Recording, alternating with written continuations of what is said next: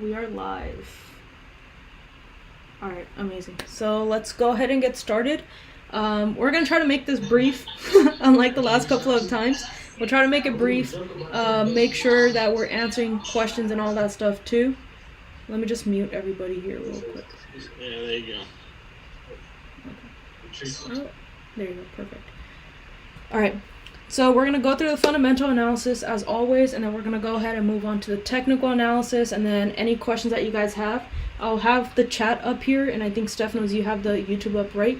So yeah, I actually just opened it up on my iPad, so we're okay. all set there. But Awesome. Yeah, like you were saying, we're gonna get through this quick for you guys, like a quick, Yep. nice breakdown, fundamentals, technicals, answer some questions at the end if you guys have them, and it's just something quick that you guys can rely on before the week starts. Absolutely. All right, awesome. So if you guys are just hopping on into the Zoom, all we ask is just try to mute yourself, and then you can unmute and ask questions in the end as well, so we'll allow time for that. All right, so let's start off with some macro fundamentals. Of course, we have the entire news about oil, and last week we had Biden along with India. We had, certain other countries as well coming out, South Korea, Japan. They were all opening up their emergency reserves, and they're putting out extra supply of oil, and that's kind of to combat the high prices, energy prices that we have been seeing for the past couple of months, right? And so they're opening up those reserves, and they're putting out the supply to kind of combat that.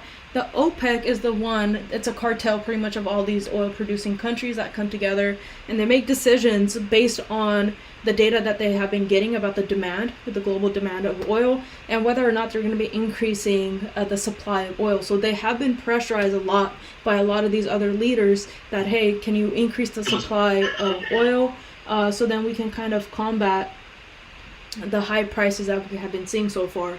And so OPEC kind of comes back and they're like, yeah, we understand what you're saying, but we're going to be looking at the data, and the data isn't showing us that the demand is ramping up just yet, but we do have plans of increasing supply by 400,000 barrels in January, right? But after Biden and a lot of these other leaders combined, they started releasing oil supply from their reserves. OPEC, obviously pissed off, says that, okay, well, that kind of impacts our decision, right? We're going to re-evaluate our decision to increase oil production coming into January and the entire rest of the year. And so, of course, we're seeing the same fundamentals that we started to see last year around the same time. Going into holidays, now, of course, we have a new variant that's coming out. And so now what OPEC is doing is they're looking at all this new virus data that's coming out. They're looking at new cases. They're looking at the travel ban and everything like that. And they're saying that because of this new variant, it kind of concerns us that we may start to see more restrictions again, like we did last time. We might even see potential lockdowns for countries who are not able to get a handle on their country, their economy, or even the cases that are going to be going on in their country. And so what they're doing right now, you have this entire week of OPEC meetings that will be coming out. But what they did is they're moving two of their technical meetings to a later date. So the one that was supposed to be on Monday is actually happening on Wednesday. So if you're trading commodities, if you're trading USD CAD, you're trading US oil, these are some of the dates that you want to make sure that you're keeping in your mind before you're trading, before those sessions, or even during the sessions, right? So you want to make sure what's going on there. So on Wednesday, the meeting of the joint technical committee meeting has been moved to Wednesday, and then the one that they were supposed to meet on Tuesday is being moved to Thursday. And then there's additional meetings of OPEC, and the broader OPEC plus meetings will go ahead as planned on Wednesday and Thursday. So make sure you guys are kind of watching out for OPEC news on Wednesday and Thursday for sure. Yep. And then let's see here. So same thing, pretty much kind of just summed it up right now, where they're still looking at COVID and how they might have to, has been gradually rolling back its output cuts and has agreed to increase the output by 400,000 barrels a day each month. But they're going to talk about that, and they're going to see how the virus kind of impacts the demand. So they're projecting the same exact thing, that the new virus will be impacting the demand going into next year, and seeing how that pretty much impacts the overall macro energy market that you have. So that's for this article here, and then we're going to continue on here. Traders unwind rate hike bets as new code fears spread. Same fundamentals, just different variations of it as last year, right? And so the Federal Reserve, what the investors are pretty much doing in the markets now is that they're trying to price in, and a lot of these central bank officials are also playing off the sentiment. So they haven't said, right off the bat that we're going to be increasing interest rates on, whatever date, but they're saying we're having discussions and potentially do it by that date. So they haven't given you a clear statement, but what they're doing instead is kind of just playing with the sentiment of the market so far. And so we know for sure now that the Federal Reserve is not going to be increasing their interest rates until next year or the year after, while briefly pricing out any more hikes until 2023. And then the UK Bank of England tried doing the same thing, where they're talking about increasing interest rates without even, talking about tapering or anything of that sort. And so when UK failed to do that, we had Governor Bailey coming out and saying like, hey, we're actually not going to be increasing interest rates, and we've never increased interest rates in December, like in decades. And so there is no question whatsoever that they're going to be increasing interest rates in December in their new meeting. Instead, they're expected to tighten the policy in February. So that doesn't mean that they're going to be increasing interest rates. This could also mean just tapering back and taking other measures to kind of contract the money supply that you have in the economy, and then kind of move your stance from an accommodative stance to more of contraction monetary policies. But again, that is all dependent, and you will continue to see this statement in their monetary policies, that the outlook of the economy is dependent on the path of the virus. So now you have a new variant coming out. Now you need to kind of see how is this going to be impacting the economy in general. And the UK and Israel, US, and we're going to see this more in the following article. But a lot of the countries now, they're also putting travel restrictions on countries from South Africa and any other countries in general that have high cases. So you're going to see the same exact thing that you saw last year around the same time of the year, where a lot of these countries, they're going to be curbing they're going to be putting more restrictions onto travel. They're going to be putting more restrictions on a lot of different countries that have high cases in efforts to control the cases in their own country. A lot of fear in the market. Absolutely. So you are seeing that fear exactly, and you will see those safe haven currencies and commodities gaining strength, but we'll get into that into the technical side. So US, Canada follow Europe on Africa travel ban. Pretty much the same thing, where the World Health Organization and European Center for Disease Prevention and Control, they're researching this new variant. They're trying to see, how deadly is it, how lethal is it, how fast can it spread, and all of that. And in response to that, we've seen US, UK, Israel, a lot of the European countries now, Hong Kong, and a lot of countries all across the world tightening their restriction travel from countries in Southern Africa after the new. Keep seeing so many different, thoughts on it right now. Like, some people are extreme with it. Some people are saying it's really not that contagious, right? Which is a good thing. But like I said, they keep seeing multiple different. Yeah, and so all of that is just playing off of the market sentiment, because there's no clear data that's showing you all of this, right? There's no clear statements being made by anyone. They're just saying, like, these are projections, this is what we think is happening. And so it's all of it is just playing off the market sentiment, and you see that happening from a technical perspective. And we have been seeing this for the last couple of weeks, regardless of all the fundamentals that we have been talking about, how all of them are starting to line up again, and all of them are starting to line up with the technical analysis as well. And now we're starting to see the volume kick in because of the fundamental support, right? The fundamentals are the drivers of the moves that we see in the market. And then finally, you have Brexit talks. So last year, you had them not being able to even come up with any sort of deal when it came to Brexit. And then finally, they were able to come up with a deal towards the end of the year. And so we have the same exact thing, same exact timeline. Now it's just post-Brexit. So this the same exact, addiction that they're using here, that the gap between our positions is still significant, and we are ready to use Article 16. It was the same exact words that they were using last year when it came to Brexit, that our positions still have significant gaps, and we're ready to, move on without any sort of deal. But they ended up having a deal at the end, because obviously this is significant for both economies. So with Brexit, same thing, where they're continuing to talk. They have these negotiations going back and forth. They still have these gaps on their positions, mainly for fishing.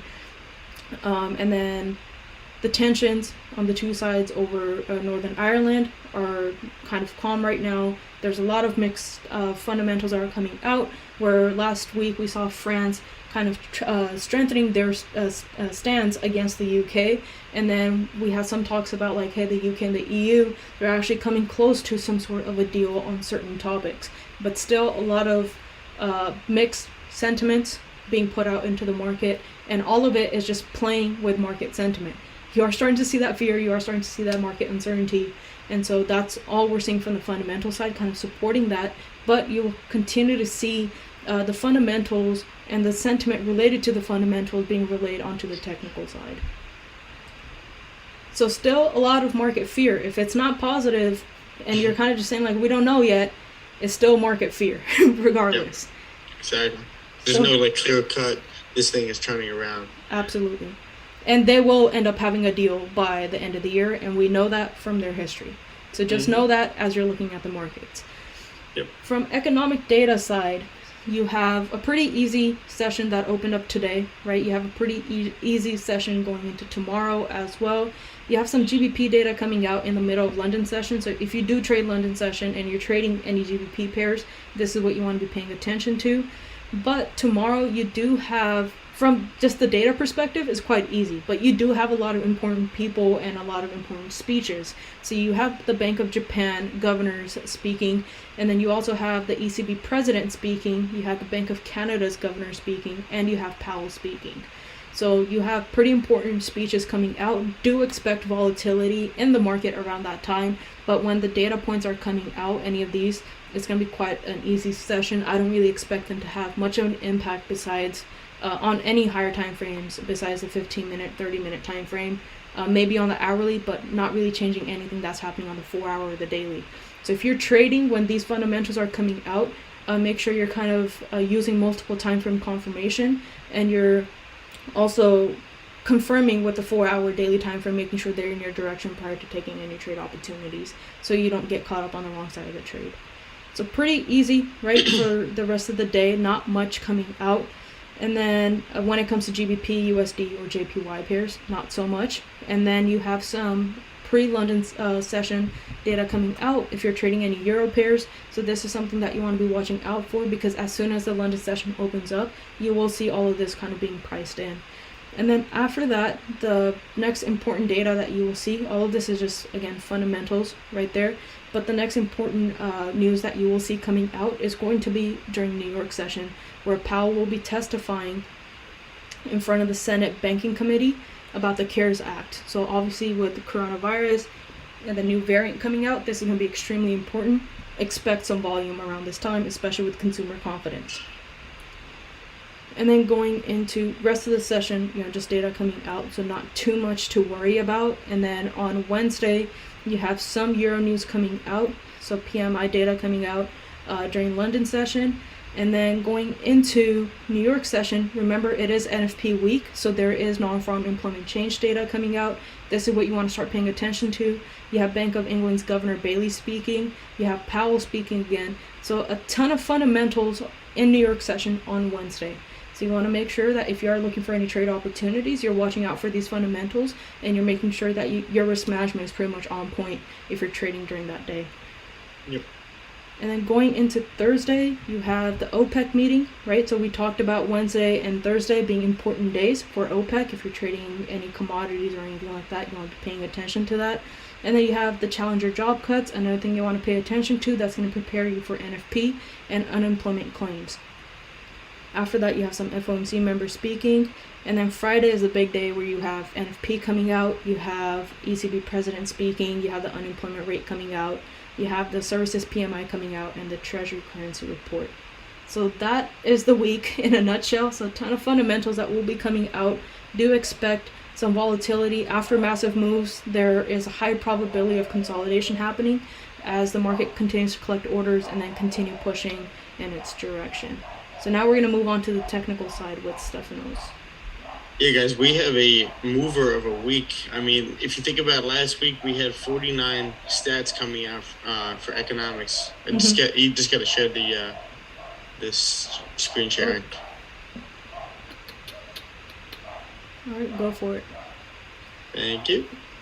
Yeah, so this week we have 78 stats coming out. So, it's NFP week too. So it's going to be a mover with gold, especially if we get any kind of surprise numbers.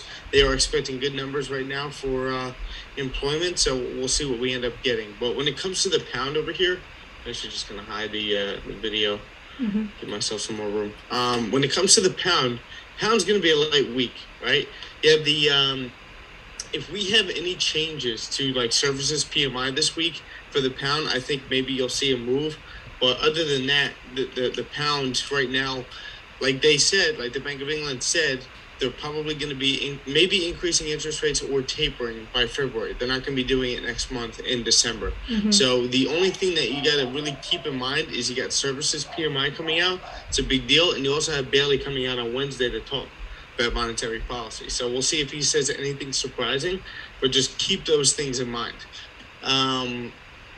Let's see, monthly. You guys can see my screen, right? Yeah.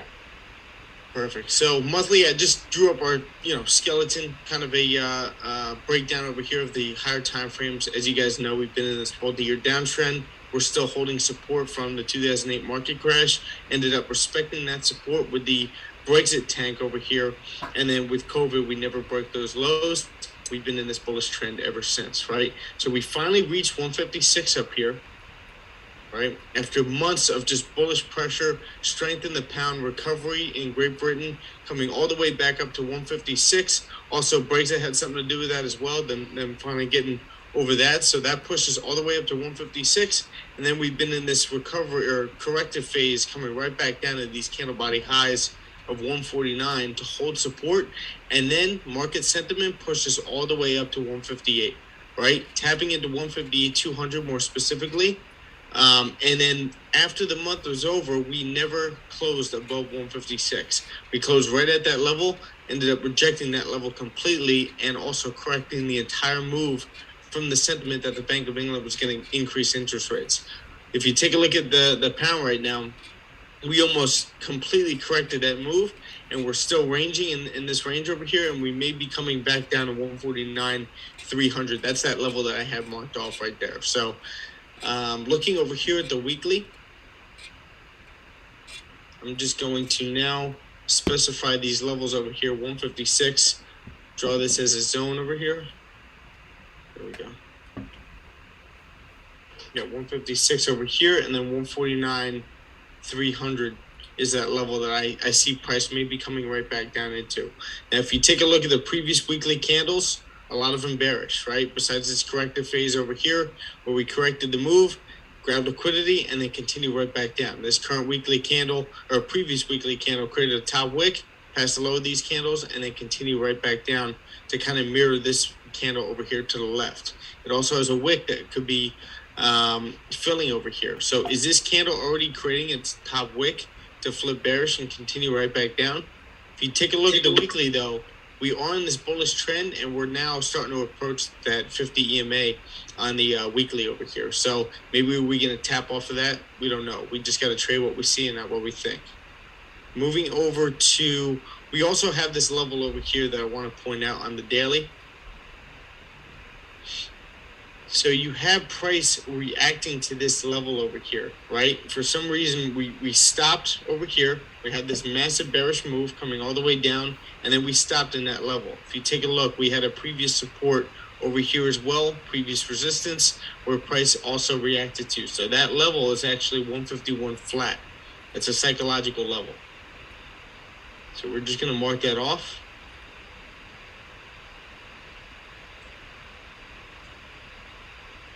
And if you take a look to the left, you can see price reacting to that level. So we've been in this bearish trend ever since creating those yearly highs at 158.200. We've just been in a perfect bearish trend.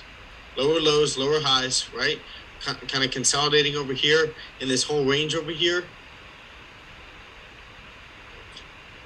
before breaking it last week and creating this low down here right at this previous support over here. Clean candles to the left as well. So right now, could we be coming right back up to retest this level, or maybe consolidating in here? Like I said before, this is going to be a slower week for the pound. So don't expect too many huge moves unless Bailey comes out on Wednesday, saying that we're going to be increasing interest rates before February. Then you're going to see this hold support right over here, and we're going to continue right back up to retest these highs. But, I doubt he's going to say that. He needs to see more data for that to happen. Right? He needs to see, more inflation, more signs that, it's the economy's not looking too good before he starts doing that. So looking at the 4 hour, again, we ended up rejecting this level over here. You can see it clearly over here to the left. And we ended up holding some sort of a support right here. The price is holding, but we came right back up to retest. So are we coming up to this previous level over here, this previous support, or are we going to hold this level right here? If you could see that right over here, are we tapping into that level to kind of consolidate in here? We'll see. Looking at the 1 hour, here we go. The 1 hour is actually retesting this previous support right here and holding a resistance. Here we go.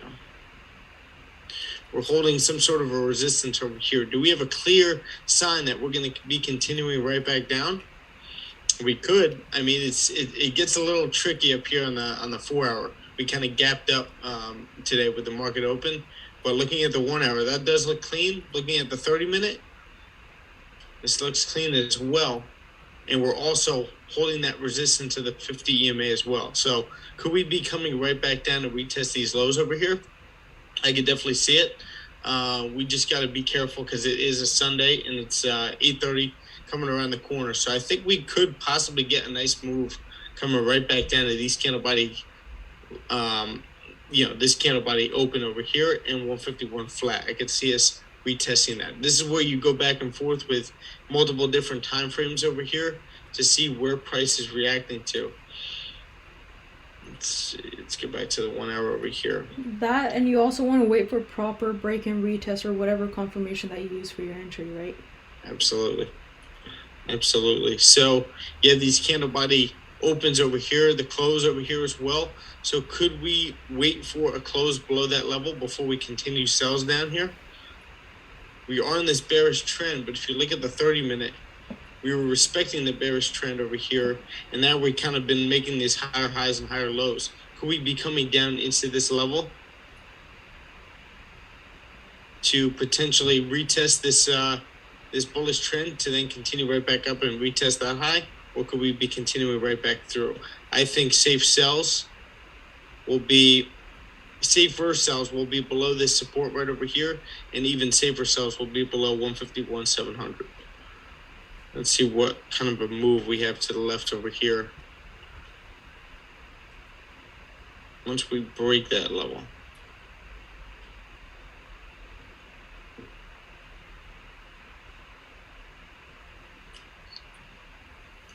All right, so yeah, once you break that support, now you're starting to get into this consolidation over here. So it's not as clean. It's just kind of a consolidation. This is the cleaner move from 151.160 all the way down to 149.300. That'll be, and that's a lot of pips right there too. But coming back to the level, that's like a current price action. Price is pushing down. Could we be continuing that move from last week? Absolutely. But again, just keep in mind, this is what I said last week as well. We could be consolidating for the week, just like we did last week, right? We were stuck in this range the whole time. Really wasn't worth trading a lot of this unless you got this move on, I believe this is Friday, where prices kind of tanked over here. That's so Thursday, this would have been the move. What was that? Thursday, Thanksgiving. I remember that. Caught that move. That's right. Yeah, Thursday, Thanksgiving, we kind of tanked over here, and price created our low. So could we be retesting that low? I could see it happening after retesting these candle body highs. Do you have anything else? No, I think we're good, but same thing. Wait for your confirmations this week. There's a ton of fundamentals coming out. 100%.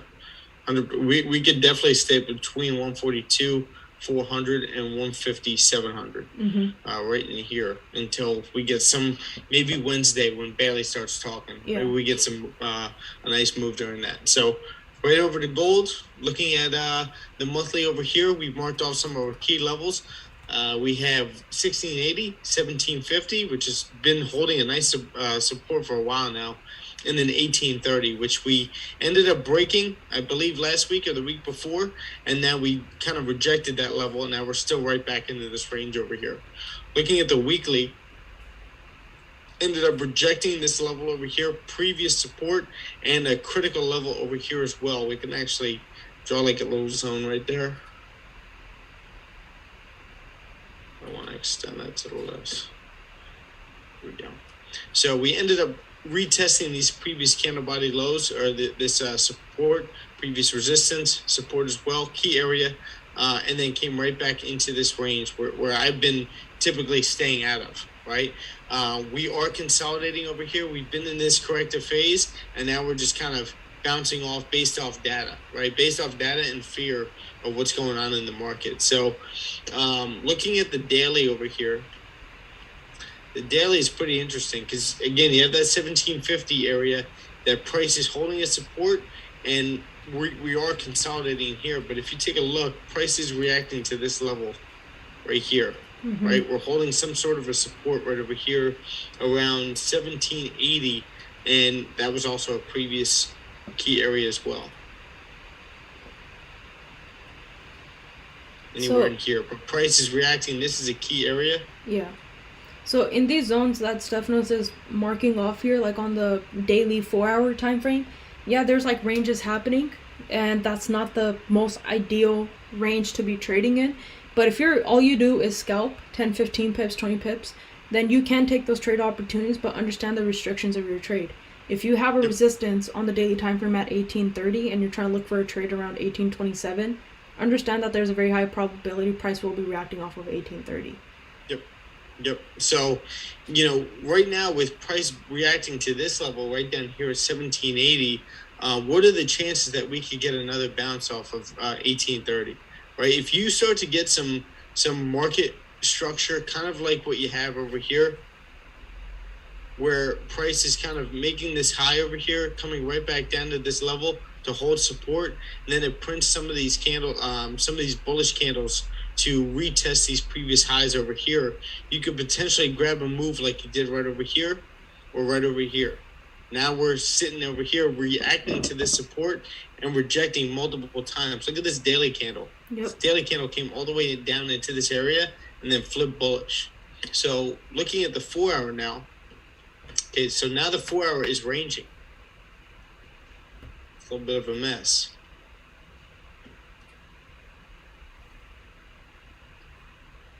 So we're sitting right in here, but we keep rejecting this level over here. What happens every time we reject it? We ended up creating this high, kind of consolidating in here, but we've had some bullish pressure since tapping into this area. So what are the chances that we can retest this high up here? It could happen, but right now price is sideways. Price is kind of consolidating in here. There's no clear direction. I think a safe buy is going to be above 1811. With a nice clean move right up to this area over here. But at the same time, we're below both EMAs over here. So could we be holding this as a resistance? We're just kind of tapping off this support, and eventually by tomorrow, the day after, we're going to break this support over here. Mm-hmm. It really depends. You just need price to break out of certain levels. I think you may be able to trade in this if price breaks above this level right here. Yep. If we get a close above this level, you may be able to get a move right back up to 1812 with a cleaner move to the left. Right over here, just stay patient in here and just wait for price to break out. You don't want to be one of those people on a Sunday getting caught in here, trying to take this buy up, thinking that that's going to happen on a Sunday. Maybe not. And it very well could, but just wait for price to break above and close above that area. And since we're kind of consolidating over here, maybe wait for it to retest and get some clean candles closing in their direction before you take this up. You can stay patient with this because, look, you got almost 170 pips that you could grab right back up to this previous resistance. Mm-hmm. And I fully think that price could be tapping into that area after bouncing off the support multiple times. Again, just wait for price to close above that area. Yep. 30 minutes, a little messy with these wicks, but we are holding a support right over here. It's just price is having some issues trying to break above this resistance over here, along with these two EMAs above the current price action. So that's something just to keep in mind. Yeah, so I would stay out of here, wait for this move, or wait for price to break this support, because you could take this right back down to some of these levels over here, 1776, 2. I know 1776 on gold has always been or not always, but the past, months, maybe year or two, 1776 has been a critical level as well. Yep. You want to narrow in your price action as much as you can. So even on that hourly time frame, 30-minute time frame, like if you can, because we just grab liquidity, right? Even on that last 30-minute candle, we grab liquidity, and then we grab liquidity. Yeah, we grab liquidity on the hourly time frame, 4-hour time frame, and that massive bottom wick rejection, and the candle flipped bullish, right? Yep. And so you could have potential moves happening. You just need to see areas or price breaking above this. So you want to narrow in your price action as much as you can.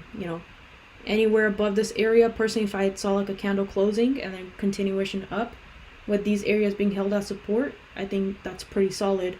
But again, exactly what Stefano said, there's a very high chance price will be reacting off of these levels. Yeah. No, I fully agree. We could definitely be bouncing off these levels. We just need this close above that level. Yep, 100%. Right above here. And once you get that, you might get a nice bullish candle. I don't want to get too carried away over here, but just wait for like a nice rejection to this area. This candle could happen at any time.